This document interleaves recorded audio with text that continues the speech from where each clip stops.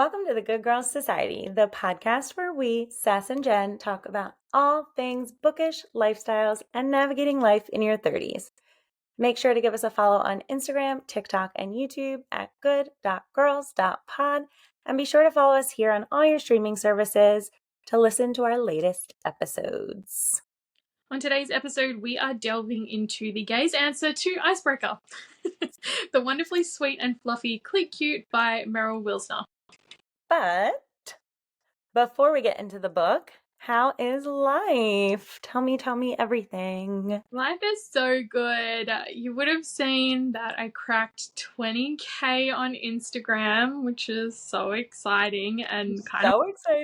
I feel like the last time we talked about it was 10K, so I'm feeling very blessed and thankful for the community that I've sort of cultivated.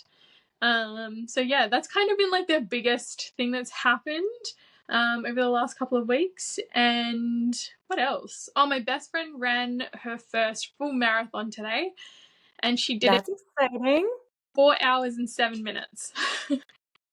Wow. Insane for her. That is insane. Crazy. So I'm very proud of her. I called her as soon as like I knew she'd be finished and kind of like sane, because like after you run a marathon you're a bit cracked. From experience, she's like the last ones she's done, she's kind of like come out of it and been like, oh. So I gave her like an hour and then I called her and she was over the moon. She was so happy. So yeah, that's a big deal in my opinion. Yeah. How about you? Wow, I couldn't even imagine. Like, I don't even like running down the steps or like to my car. So I went through a phase last year where I was doing a bit of running. Like, I was like really into my walking and then I just started running a bit just for fun. And now I'm like, how did I do that? Definitely not in that no, thank you. Anyways, how are you? What's been going on? I'm good, just getting through life, getting ready for all the events that are coming up. I just feel like it's gonna start being nonstop. May is literally nonstop. I don't think I have a free weekend the entire month of May. The first weekend in May, I have Faye Day with Once Upon a Con. So that's May 5th. It's a spring picnic that we are doing for a bunch of us that have already purchased tickets to Once Upon a Con through the pre-sale. So it's going to be a spring picnic that's like fairy themed, and then it's also a like battle event through AmpGuard Parks. So AmpGuard is a like a live action role play that they do, and it's going to be so much fun. So I'm really excited about that. And Joe is coming in, as far as I know, fingers crossed. Hopefully it's still happening. So I will get to hang out with her and a bunch of other people that I've met through the bookish community. So I'm really excited about that. And then the next weekend is Mother's Day. So I'll be spending that at home with my mom. And then after that is Alexia. And then the weekend after that, I'm flying out to spend Memorial Day weekend with Joe. So wow. nonstop. Fly. I love it. That's great. Yeah. So I'm excited, but it's going to be a very busy month, May. So yeah, we will see. How are you going to hit your reading goal if you're doing all of this stuff? I don't know. Goodreads is yelling at me. I'm behind. Uh-oh. What are you up to? I know. Oh. I don't know. 20-something? Oh, that's pretty good. It's only April. Yeah, and last year I started in March and I got 97. Oh, you're fine. You are so fine. So as of this moment, I'm at 21. Huh? No. And I'm 5 books behind schedule. You just need to get some little ones in there. Are you doing audio? I know. Well? Yes, so audiobooks count. Yeah, slay. So what I did, that's how I got through so many in March, is I just disassociated to audiobooks. And so it worked out really well for me, actually. I did, I think, 11 in March, and it was because of audiobooks. That's so good. Yeah, I've definitely leaned more into audiobooks this year. I think just because like life has been a lot busier than it was last year, and there's like just a lot more going on, I guess. Yeah. Audiobooks really saved me as far as like being able to read at the same pace as everyone else, and also being able to read trending books, because I don't like feeling left behind. I really need to read Yeah. trending books. So I've been enjoying that. But I've found some audiobooks to be very disappointing. Like I tried to start the Shepherd King series on Okay. audiobook, and I couldn't. I was like, No. happening. This is stupid. I need to read this because Well, I everyone. know we've discussed it before, but I can't do fantasy in audiobook. Yeah, yeah, So I try to only do like more contemporary romance with audiobooks. yeah. And I'm still in my Bridgerton era, so You are. You've been smashing Bridgerton. I have to say, I recently finished Those Who Wait on audiobook, and it was okay. free on Audible, and it was so good. 5 stars, sapphic, romance, like long book, like 21-hour audiobook. It was so good. I cried so much. Like, books don't normally make. Those Who Wait, you said? Those Who Wait by Haley Cass. It is so good. Like, I can't even tell you. It's like friends with benefits, politician, student. Like it's so good. So Added to the list. love it. All right. All Cool. right. Are we ready to jump in? Let's jump in. So, let's go into the synopsis, shall we? So, Cleat Cute follows 2 soccer players who are hoping to be considered for the World Cup. Phoebe Matthews has just been drafted onto the US national team and is invited to a camp with the World Cup hopefuls. Phoebe is confident, bubbly, and so ADHD it actually hurts a bit because she doesn't recognize it. But through the whole book, I was like, oh my god, this girl has ADD. um, this book is a soccer romance, right? But I have to say, I didn't find it to be a hindrance at any point. I wasn't like, what are they talking about? I don't understand soccer. Like, what? Like, I found it so easy to go along with everything they were doing. What did you think? Did you feel the same way about the soccer aspect of it? So I grew up playing soccer. We're a soccer family. Really? Um, How did I not know? yeah, so my family is a soccer family, and I did grow up playing soccer until I decided I was not playing soccer anymore. So I do know a lot about soccer. So I think even if it did, I wouldn't have been a hindrance for me because I would have known it anyway. Yeah. But I don't think that you need to know much about soccer going into this now. Yeah, 100%. Then we have I did though, I will say, because there's going to be me talking about things I didn't like. And I don't like that. I did like the references to the soccer that I knew. Like they mentioned Mia Hamm and things like that. And Mia Hamm was my favorite soccer player growing up. So like I did like those pop culture references to certain soccer players and things that I recognized from my childhood. So I did like that. Yeah. Okay. Nice. And then we have Grace. So Grace is a veteran and she's the captain of the women's national team.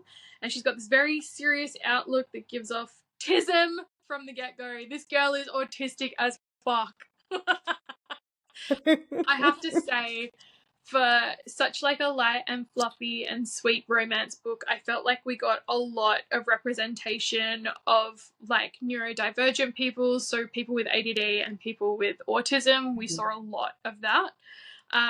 I loved that we got so many tropes. So like the first kiss dare, sports rivals to lovers, miscommunication. If you hate the miscommunication trope, you're gonna fucking hate this book because it is miscommunication the whole way through. Friends to lovers and friends with benefits. So like there's so many tropes and so many sapphic tropes. I just loved it. The spice is insane in this book. I wasn't expecting the amount of spice that I was handed on a platter. Considering the book looks like this, if you're watching, obviously you can see, but if you can't, it's 2 cartoon girls with like a orangey background and they just look cute and like they're playing soccer. But no, Yep. it's very spicy. There's a lot going on. You'll also find a lot of representation in regards to genders and sexuality in this book, and I think it's done in a really natural way. So we got transgender characters, non-binary characters, as well as lesbian, bisexual, pansexual representation. So I think if you're looking for a book that normalizes all of those things and treats them as if they're just like everyday occurrences, then this is the book for you. I felt like I was very much at home with this book. I didn't feel like my sexuality was made to be like some taboo focal point. It just was. Yeah. It was just romance.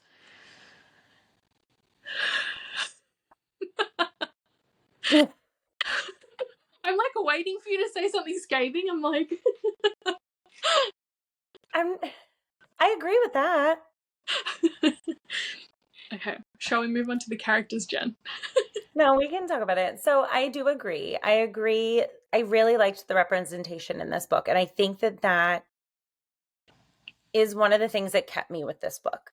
Mm-hmm. So I guess I should start by saying that if this book was not a podcast book, I probably would not have finished it. Yeah.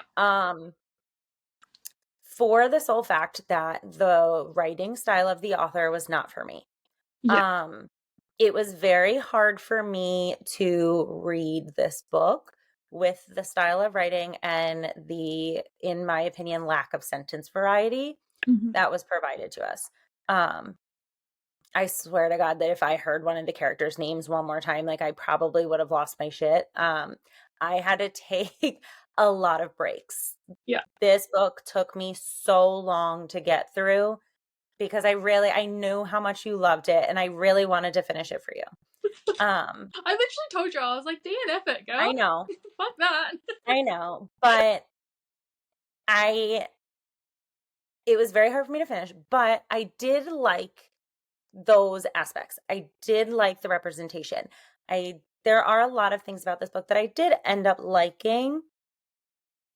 And I just wish that had the writing style been different, I think that this book would have been drastically better in my opinion. I think I especially felt it at the very start of the book. I was very jarred by the writing style because it's like Phoebe does this and Phoebe did that and Phoebe said this and Phoebe thought that. Like it was very much that style of writing. I don't know what that style of writing's called. Third person? I don't know. I mean, it's third person, but it felt very immature. Clunky. It was clunky third person. It was clunky and it felt very immature and it felt more like telling than showing. Yeah. And so it just was very hard for me to get into because I just felt like it was just like Grace said this and Grace did that, like you were saying. And it was just so like, I was just like, okay, I get it. Like, stop saying her name, please. Like, yeah, just show me instead. And so it was very hard for me to get involved and to care and to want to because of that reason. But at the same time, I'm glad I stuck through it because I did like the representation of the characters. I did like the fact that, like, I mean, we've talked about it. Like, we have ADHD. Like, we know these characters very well personally. Like, and I think that just had the writing style been different, I probably would have absolutely loved this book as much as you did, truthfully. Yeah. I attempted to read another one of her books. It was an earlier one, or their books, I should say. Apologies. And I had to DNF it because, again, the writing style is very jarring in comparison to what we're used to reading. I think it was quite hard, but I think the characters really drove why I kept going, and I will not finish a sapphic book, to be honest, besides the one I DNF'd. But, like, yeah, there were lots of things that kept me into it. But anyways, maybe we'll talk about that when we talk about characters. Yeah. Go ahead. You want me to do it? Yeah, this is yours. All right. So Phoebe Matthews is the rookie. She's the new one on the team. And she is 100% ADHD queen. And she has no idea.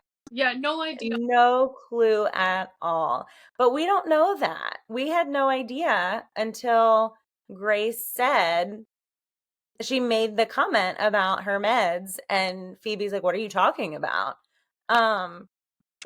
So yeah, honey, how did you make it through? But then again, at the same time, like, it took me how I'm still not fully diagnosed with meds. And I think that that was something I said to like one of my Snapchat groups. I was like, one of the most unrealistic things about this book to me was that they were just like, yeah, let's just make her a doctor's appointment and she'll get on meds for ADHD. Like, that does not happen. I don't know.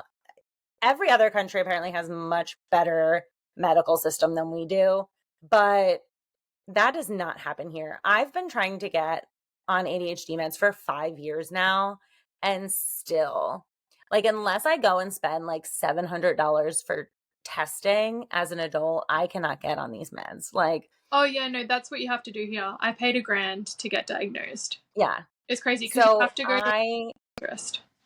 was misdiagnosed with anxiety and then was on like very, very, very high dosage of that.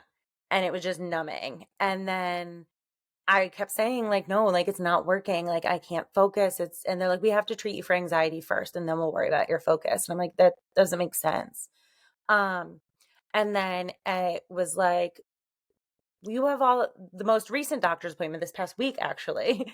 It was, you have all the symptoms, but you've given yourself enough accommodations your whole life that I just don't know that your functionality is bad enough to warrant meds. And I'm like, but I shouldn't have to accommodate myself. No, I'm a teacher. yeah, I know the accommodations for ADHD because I teach. Like, I shouldn't have to accommodate myself by doing all of these things every day and putting that mental effort in. Like, that's not feasible for the rest of my life. Like, what? that's wild. It doesn't make sense. I think, like, from my perspective, because they did have the insurance of the soccer team, I assumed, and again, I know that the American health system is fucked. Like, Yeah. Australians literally talk about it all the time. It's like a big discussion point because we're like, we can't believe that you can't go and see a doctor for free or get your teeth done for free. Yeah. Like, it's just not a thing. But I think from my perspective and looking at it from like my experience, they had insurance with the soccer team and she'd only booked her an appointment, which is how you first have to get diagnosed, because in Australia Yeah. you have to go to a doctor to be referred to a psychiatrist to then be referred Mm-hmm. to a doctor, so Yeah. you've got a script. So like it kind of made sense for me, but then again, I'm not in America. I don't have the American health system, so I'm obviously And there's no way that somebody else who doesn't like she would never be able to make an appointment not knowing her birthday. No way.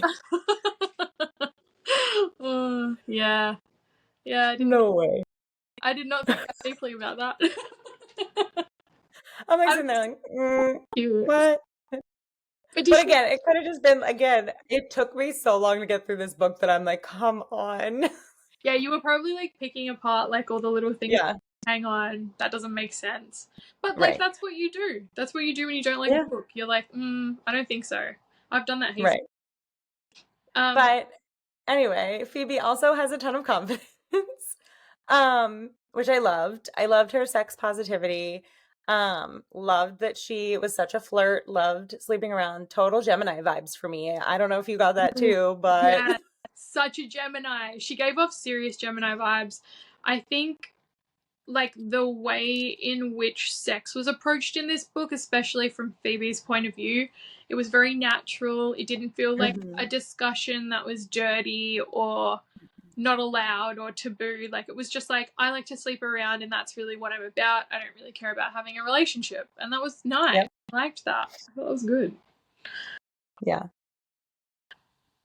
All right. So Grace. Grace on the opposite end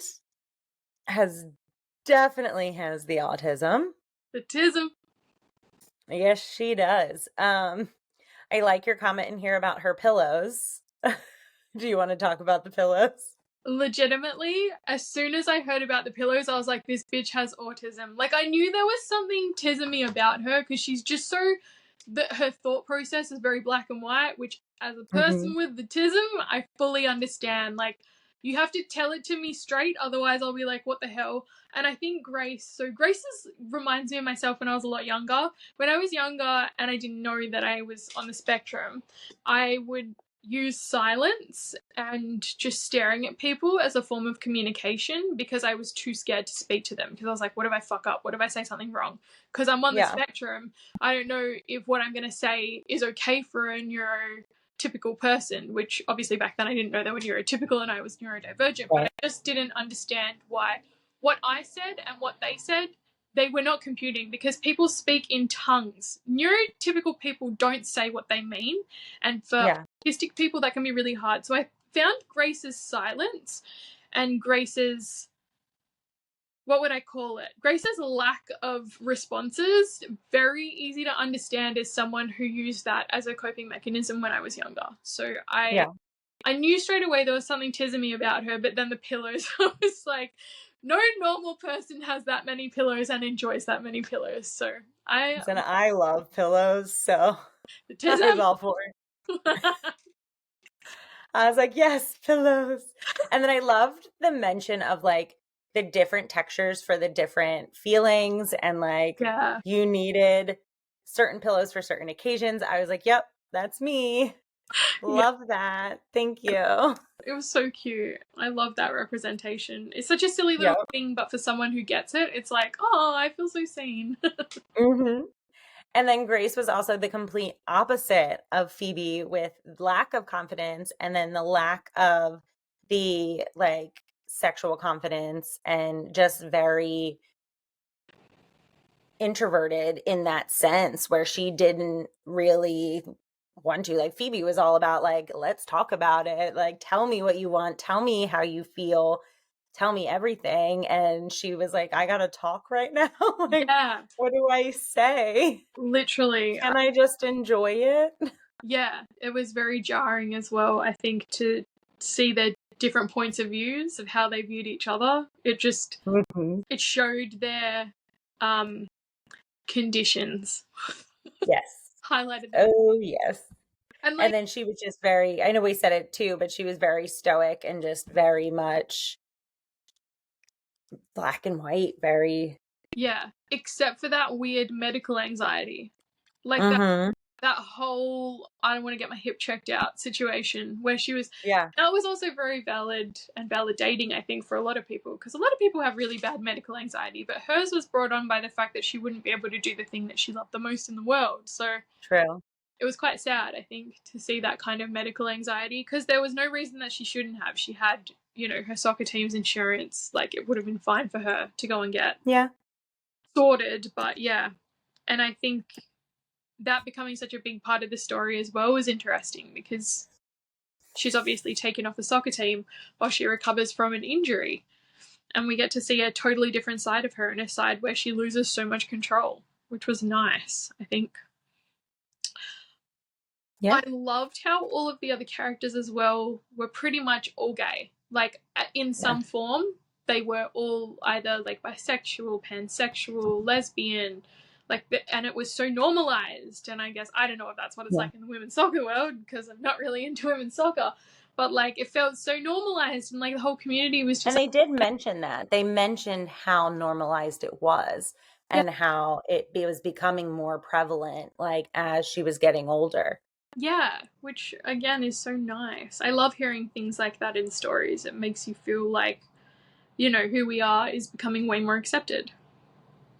It is, thankfully. I rated certain parts. I rated the characters 5 out of 5. I think they really drove the whole story for me. But like, I am a character-driven plotline girl. Like, that's my vibe. Yeah. I don't need a plot to be incredible. As long as the characters are incredible, they kind of drive a book for me. I'm always spurred by emotion, and I felt like the characters had a lot of depth for me, personally. Yeah, I agree. I will give you 5 out of 5 for the characters. I liked, that was the best part of the book. Yay. The characters were the best part of the book for me. And I agree, because I think that truthfully, if the characters weren't so fleshed out and they weren't so well written in the sense of being fleshed out, having so much representation, I don't think that this book, I don't think I could have gotten through the book and finished the book, truthfully. Yeah, no, I agree. All right, moving on to the plot. So I think one of the things I adored about this book and the plot was how natural and easy it was for me to follow along with the story. And it was so, like I said before, so character and feelings driven rather than soccer team or players really being the focal point. Because if this was focused on soccer, I honestly probably would have DNF'd it. Yeah. I really love a book that keeps me hooked on an emotional level, and I feel like this book really did that for me from the get go. And I think a part of that really is that Phoebe is such an emotional person and is so free with her emotions. So you get so much of her thoughts and feelings and vibes, and I really enjoyed that. Do you enjoy an emotional plot? I do enjoy an emotional plot. However, it was very hard for me to follow the plot because of the writing style. Mm. Um, I think that it had potential. I think it definitely was a good idea.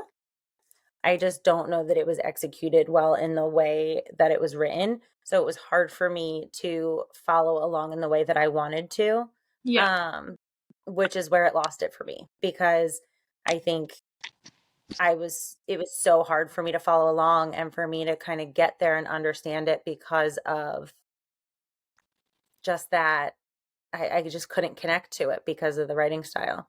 So I didn't feel as much emotion with it because I couldn't connect. yeah, no, that's fair. I think at its core, this book is centered around the two main characters and their miscommunication. I think that's like a huge Mhm. part of this book. So, like I said, if you're not a fan of a miscommunication trope, you're going to fucking hate this book Yeah, because which I'm not a huge fan of. So that yeah, didn't help either. yeah, you're getting this like dual point of view, and you're seeing the way that Phoebe is reacting to their relationship, and then you're hearing Grace, and it's quite jarring because Yeah. the way that they speak about each other and think about each other is very different. And I think Grace, for the most part, is just in denial, whereas Phoebe's a lot more like straightforward in how she feels. Um, Right. we see these two go from friends to lovers in a very short span of time, and I think that their chemistry was amazing, like from the get go, as soon as you meet them. And like one of the first things that happened is one of the girls at camp dares them to kiss each other, and then they don't in the moment because Phoebe's just thrown up after a big test. But then Yeah. they get together in the hallway, and Grace like kisses her neck, and it's hectic. And I'm like, oh my god, this chemistry! And throughout the book, I felt like that chemistry was just like perfect the entire time. Like you knew those two were meant for each other. I really got that, like, yeah, just two pieces of a puzzle that just fit together, and I Yeah. loved that. Um, one of the driving themes in this book was Phoebe and Grace taking care of each other without really meaning to. So I really liked that they naturally and accidentally just kept caring for each other in strange ways, which is very neurodivergent.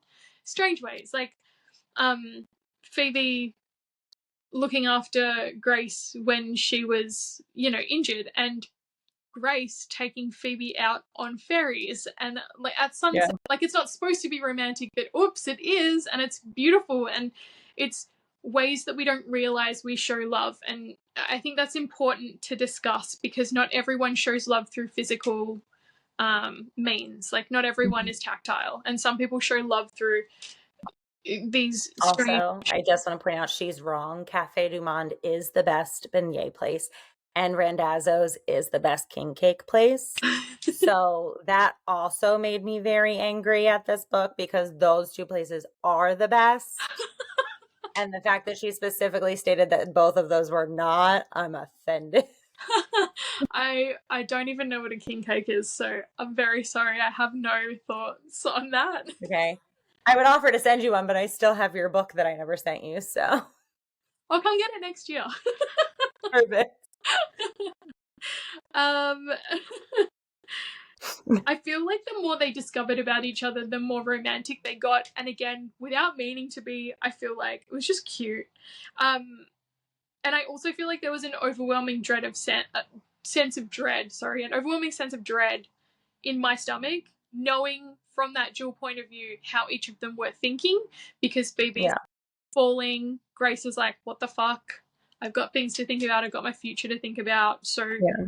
I feel like that that also urged me on, I guess, as part of the plot, because you kind of Yeah. knew something bad was happening. Like, something was coming, and you were like, oh my god, what's going to So happen? I feel like that's where it kind of fell flat for me too. Is like I was waiting for that bad thing to happen, and then the bad thing like barely happened. Like they Yeah. just didn't talk for like a day. It wasn't even a full day. It was like a soccer game, Can I say, and I was like, um, that was the lead up. We let up for like an hour, 2 hours, it was so and that was it. We talked about that with another book too, where I was like, we led up to all this, and there was nothing.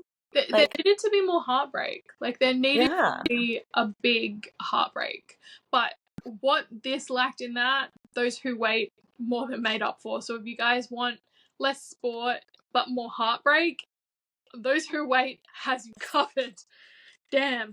Anyway, all right, I really enjoyed the plot. Again, I love a emotions driven plot, and I think I just generally connected with this book a lot more because so much of it reminded me of myself, and both yeah. characters had aspects of me at different parts of my life. So I'm going to give the plot a 4 out of 5. I really enjoyed it. I'm gonna give it a 3. That's still very generous in my opinion. It is very generous, and that's where I'm sitting. All right, Jen. Talk to us about the spice.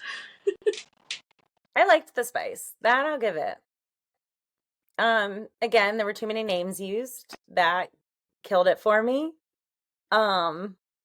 Wish I had a little bit more sentence variety up in there, but the spice was probably one of the better parts of the book. So I will give it the spice for this one. I will give it that. Especially because when you look at the cover, you're not expecting the spice that we got. Loved the shower scene. I know that you mentioned that too. I did love the locker and the shower scene. Thought that was phenomenal. There's something about But I know that, I don't know if that was your favorite, but I know that you mentioned it. My favorite was at Grace's house when Phoebe, like, on the couch, and Phoebe was like, no, we're going to tease you and torture you until you specifically tell me what you want, and then maybe I will let you come. Like that one, I was like, yep, Phoebe's I like want that such a talker too. Like the whole time I was like, oh, I love this. I love one. it. Mm-hmm. Would be like, tell me what you want. Tell me what you need. Do you want to come? And I was like, hell yeah, she does. Give it to her. I think mine was probably the locker. I fucking love a locker shower scene. There's one Mm-hmm. in Tris 6 Venom too, which I absolutely fucking loved.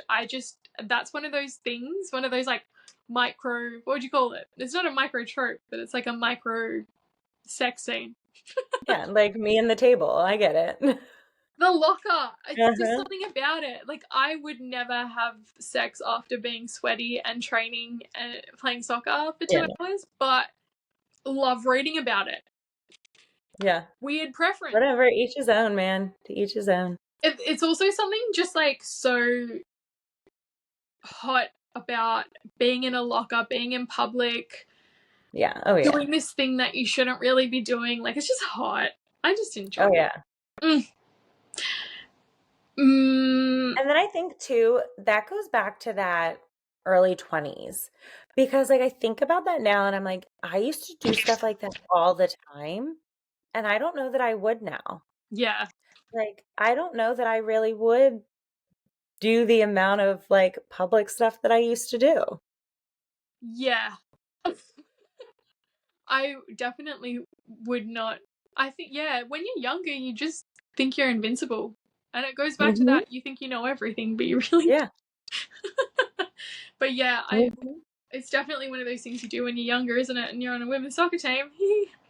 Yeah. And you just do it in the locker room, I guess. Yeah, and then I think it was cute as well that we get to see Grace go over to Phoebe's tiny little apartment and do it there Yeah. too. That's cute. I Because really, that was important because she didn't want to at first and she didn't want anybody to know about them. And that was like an important switch too. yeah, it definitely drove the plot, didn't it? Um, Yeah. I really liked the spice. Again, I'm gonna rate it 5 out of 5. I really enjoyed the spice. I'm going to give it a 4. I liked it. You've been very generous for someone who didn't like this book, Jen. Because we didn't get to the next one yet. Moving on to the pace. This was probably the part that I struggled with the most. I'm sure you'll agree. But Yep. finding my footing at the start of the book, I think just the writing style along with the genders really threw me for a loop, because we had I'm pretty sure that Phoebe's brother is trans, and I think their pronouns were they, them, and I just was getting so confused. And along with the writing style, which isn't normally something that I would read, I was just like, I don't know what I'm looking at. I'm not sure what I'm reading. And then we went straight from there to this camp with so many characters, and I really struggled with that part of the book, to be honest. Yeah, I agree, because I didn't even realize that her brother was trans until you said something. Yeah. And I think even with you saying something, it took me until like halfway through the book for me to really like comprehend that. Yeah. Just because like with the writing style and the way it was written, which I guess is a good thing, because like it's not as in your face and upfront, and like most of the time like it shouldn't be. Like it shouldn't be like it should be however they want to present themselves. So like if that's not something that they want to be the forefront of them, that's doesn't have to be. But if that is something that is supposed to be noticed, then I feel like it was kind of lost. Yeah. But I did like the representation that was noticed. Like I know like Ash in there, the goalie was really good of that representation with the they them. And I liked all the different characters in that sense, how they had the bisexual characters and the non-binary and the trans, and they had all of that in there. With the pace though, it wasn't for me. It took me way too long to read this book. I could not get into it at all. I know I've said it a ton, but the sentence variety I couldn't. I mean, yeah, it was just very, very hard for me to get into this book. And that's where it lost me, because there were a lot of characters, and I've never one to have issues with characters and figuring out who's who and things like that. And just with the way it was written, it was hard for me to figure things out. And so with the pacing and the way it was written, it just lost it for me. And that's really truly what ruined this book, in all honesty. Yeah. No, that's fair. So. I'd probably give the pace like a 3 out of 5. I don't think it was the best, but again, like I think most of the book for me was driven by the characters, which kind of made up for that. I'm gonna have to give it like a 1, honest to God. Yeah. It is truly what ruined it for me. And like I said, I'm thankful that it is a podcast book so that I could finish it, so that I could see the characters and I could get the spice. But had it not have been, I would have stopped this way before I even got to really love the characters, you know? So yeah, sadly it's a 1 for me. Fair enough. Well, my overall rating, I would say, if you're a sapphic girly who's been feeling a little left out with all the hockey romance that's been going on in the world, I think that could cure the FOMO that you have. I absolutely loved the ADD and autism reps, as well as having this overwhelming sense of belonging in this book and in their world. I felt very welcomed into the storyline, and I did find it a lot easier to read than you. I find the writing style to be too off-putting, so I really enjoyed it. I wish there was a bit more heartbreak, like we discussed before. I really think it would have had a lot more depth if we just got a little bit more heartbreak. But all in all, I think it was fluffy, spicy, and it was very easy to consume for me. I'm going to give it a 5 out of 5 just because I really loved how represented I felt and how seen and how heard I felt by these characters from different aspects of my life. So it's going to be a 5 out of 5 for me. Good. I love that for you. So I am giving it a 3. Like I said, if it wasn't a podcast book, I probably wouldn't have finished it, which any DNF book would have been a 1. However, because it was a podcast book, I did finish it, which again, I'm glad I did, because I do like the representation. I do like the characters. I did like the spice, which is where it got that 3 out of 3 for me, because I do think that the representation is so important, and it is something that we are lacking in the book community. And I think just on that alone, it deserves to be read more. And it does deserve to have a better rating than it would had it been just a regular hetero novel, truthfully. But it can't go higher than that for me, just because the rating is, I mean, the writing style is not for me. It was very off-putting. It was very hard for me to get through. But as always, like I always say, that's my rating, my opinion. And if you are somebody in the LGBTQ plus community, I definitely suggest that you at least give this a try, because it is a great representation that you do not get enough of. So definitely try it. You might love it. So yeah. Well, thank you guys so much for listening to today's episode. We'll see you in a fortnight. For my American friends, that's 2 weeks. I swear I'm just going to say that every episode. That's fine. Do you, boo? Do you? As always, if you want to keep up with what we're currently reading, please make sure that you follow us on our Instagram. It's good.girls.pod. Let us know in the comments what you thought of this book, and if you've read it. If you haven't and you want to chat about it, we're more than happy to have a chat. Anyways, we will see you soon, and thank you so much for listening. Love you. Bye.